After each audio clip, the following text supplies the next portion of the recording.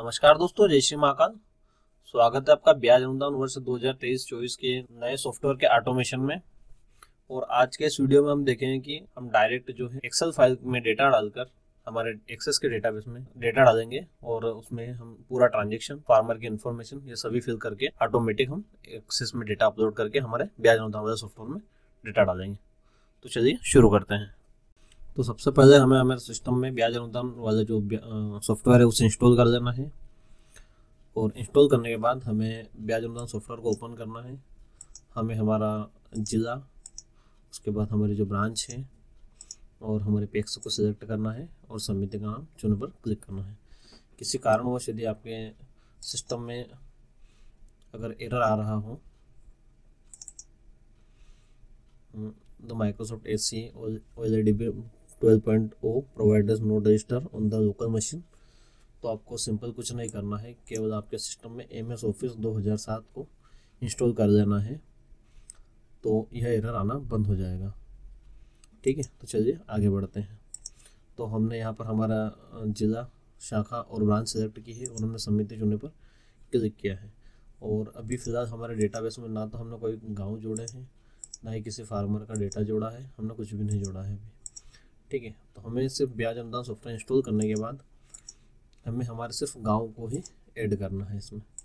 तो जो हमारे गांव है उन्हें हम फटाफट से ऐड कर देते हैं।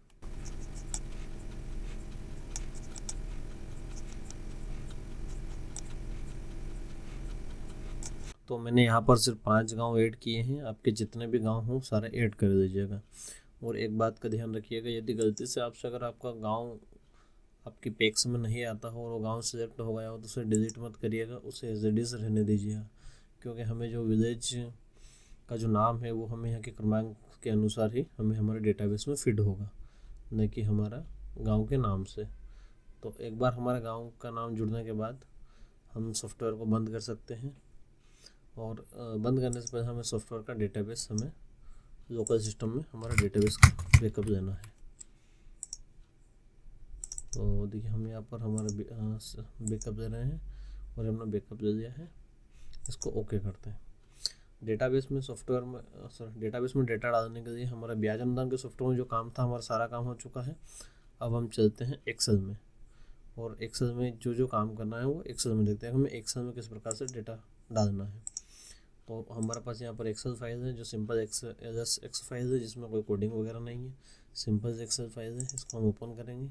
ओपन करने के बाद हमें यहाँ पर 2 शीट मिल जाएगी, एक फार्मर इन्फो मिल जाएगी, एक फार्मर ट्रांजेक्शन इन्फो मिल जाएगी। सबसे पहले हम फार्मर इन्फो को देख लेते हैं कि हमें यहाँ पर क्या क्या डालना है। तो फार्मर इन्फो में हमें सिर्फ बेसिक सी चीज़ें डालनी है। जैसे हमें फार्मर का नाम डालना है, हम कुछ नाम डालते हैं और हम आपको बताएंगे कैसे डालना है।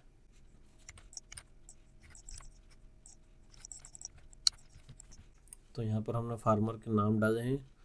आगे की चीज़ें मत डालिएगा, ये हम ऑटोमेशन से खुद से ही डाल देंगे। और आपको केवल यहाँ पर फार्मर का नाम डालना है। उसके बाद हमें जेंडर डालना है। जेंडर डालते समय ध्यान रखिएगा, मेल के लिए हमें केवल M डालना है और फीमेल के लिए हमें केवल F डालना है। हमें इतना सा ही ध्यान रखना है, केवल मेल के लिए M, फीमेल के लिए F। ठीक। अब पहले साइड में यह चीज़ मेन ध्यान रखने वाली बात है कि हम पहले साइड में क्या डालेंगे। पहले साइड में यदि हमारे जो हमने गांव ऐड किए हैं वो हमें सॉफ्टवेयर में देखेंगे। यदि जैसा कोई फार्मर हमारा फर्स्ट वाले गांव का है तो उसका हम क्रमांक डालेंगे, केवल 1 नंबर 2 नंबर, जो नंबर से आ रहा है वही हम उसका क्रमांक डालेंगे।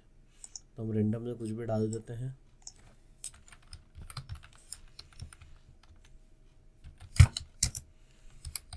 तो हमने रेंडमली विलेज की आईडी जो है डाल दी है। उसके बाद आती है हमारे पास farmer category ID. Farmer category में हम जो फार्मर कैटेगरी जब हम फार्मर को ऐड करते हैं, जब हमारे पास जो फार्मर के लिए कैटेगरी आती है, जैसे फार्मर का सामान्य, अनुसूचित जाति और अनुसूचित जनजाति। फार्मर यदि सामान्य है तो उसके लिए हम 1 डालेंगे, अनुसूचित जाति का है तो उसके लिए 2 डालेंगे और अनुसूचित जनजाति का है तो उसके लिए हम 3 डालेंगे। तो चलिए हम रेंडमली यहाँ पर फार्मर की जो है कैटेगरी डाल देते हैं।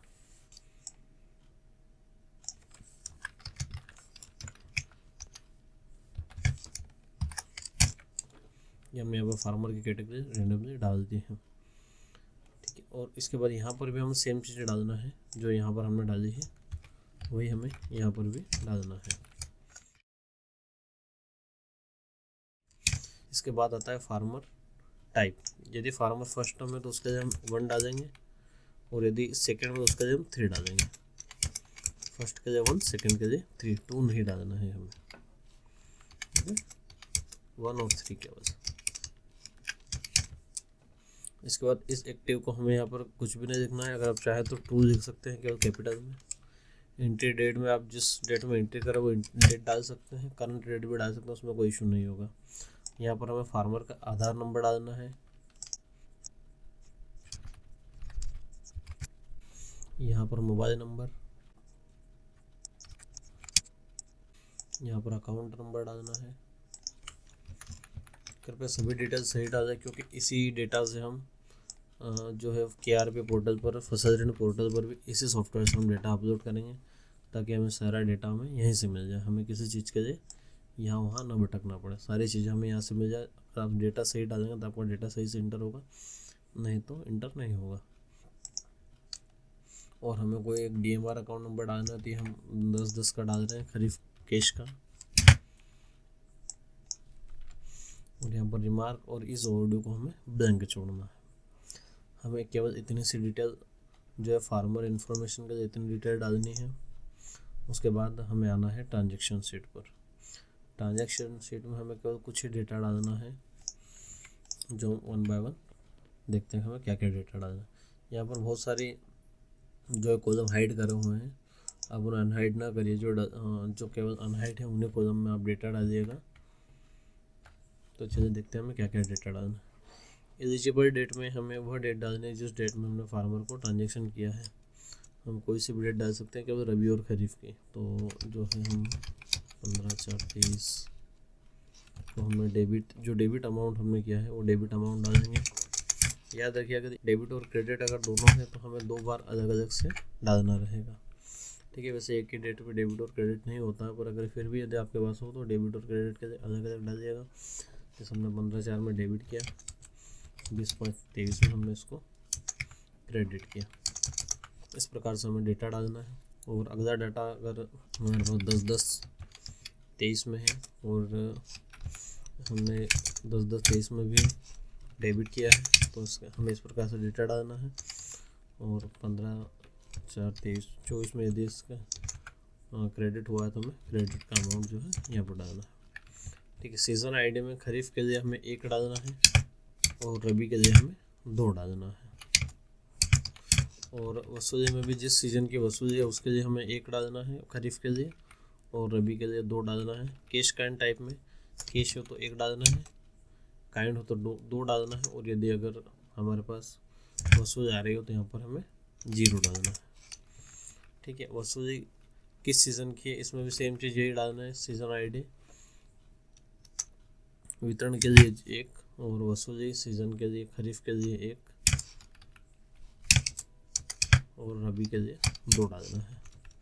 और यहाँ पर उस फार्मर का हमें सेव अकाउंट नंबर डालना है जिसका हमने अभी ट्रांजेक्शन किया है। तो हम किसी भी एक फार्मर का जो है यहाँ से हम सेव अकाउंट नंबर उठा के यहाँ पर डालना है। आपको सही से डेटा डालना है, हम सिर्फ डेमो के लिए डेटा डाल रहे हैं और इस डेटा का वास्तविकता से कोई लेना देना नहीं है। तो आप आपका डेटा चेक करके अच्छे से डालिएगा ताकि आपका डेटा गलत ना हो।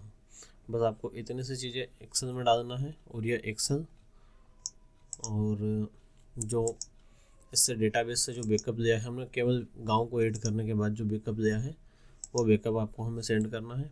उसके बाद हम आपको इसका बैकअप बनाकर सेंड कर देंगे। और इसमें एक और चीज़ है देखने के लिए, यदि अगर आप पशुपालन भी अगर ऐड कर रहे हैं तो आप यहाँ पर राइट नोट कर दीजिएगा कि पशुपालन की अगर वसूली है या वितरण है तो आप यहाँ पर पशुपालन या फिर डेयरी लिख दीजिएगा। यहाँ पर लास्ट में अगर आपका पशुपालन का तो आप डेयरी लिख दीजिएगा, अगर आपका KCC का है तो आप KCC लिख दीजिएगा, जिससे आपका पशुपालन और KCC दोनों का डेटा आसानी से फीड हो पाए और आप अच्छे से डेटा को ट्रांजेक्शन में जमा पाए। अब हम थोड़ी सी देर में मिलते हैं जिसमें डेटा सारा सेट करके आपको हम पर्टिकुलर एक फार्मर का हम डेटा उसमें ब्याज अनुदान सॉफ्टवेयर में दिखाएंगे हमने जो एंट्री एक्सेस की वो एक्सेस में आई है या नहीं आई। तो हमने यहाँ पर एक्सेल सीट से डेटा एक्सेस में डाल दिया है और अब हम इसमें फिर से ब्याज अनुदान सॉफ्टवेयर में हम अपना बैकअप जो है रिस्टोर कर रहे हैं। पूरे हमने बैकअप रिस्टोर कर दिया है और हम यहाँ पर देखेंगे कि हमने जो फार्मर ऐड किए थे वो हमारे पास यहाँ पर हमें शो हो रहे हैं नहीं। हमने यहाँ पर सभी विजिट्स के सर्च किया और सर्च करने पर क्लिक किया।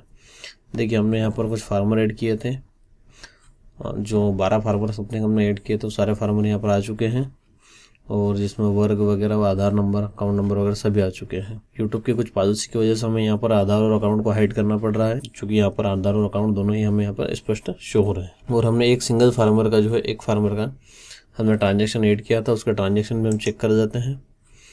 तो ये देखिए यहाँ पर हमने कुछ ट्रांजेक्शन रबी और खरीफ के ऐड किया था, जो कि यहाँ पर अच्छे से हमारे सिस्टम में जो है ट्रांजेक्शन ऐड हो चुका है। तो आशा करता हूँ दोस्तों आपको वीडियो पसंद आया होगा और यदि आपको ये एक्सेल चाहिए तो आप हमें व्हाट्सएप पर मैसेज करें और हम आपको एक्सेल दे देंगे, जिसमें आप डेटा फिल करके आप हमें एक्सेल हमें व्हाट्सएप करके आपको फिर से उसमें डेटाबेस बना के आपको व्हाट्सएप कर देंगे। धन्यवाद। जय हिंद। वंदे मातरम।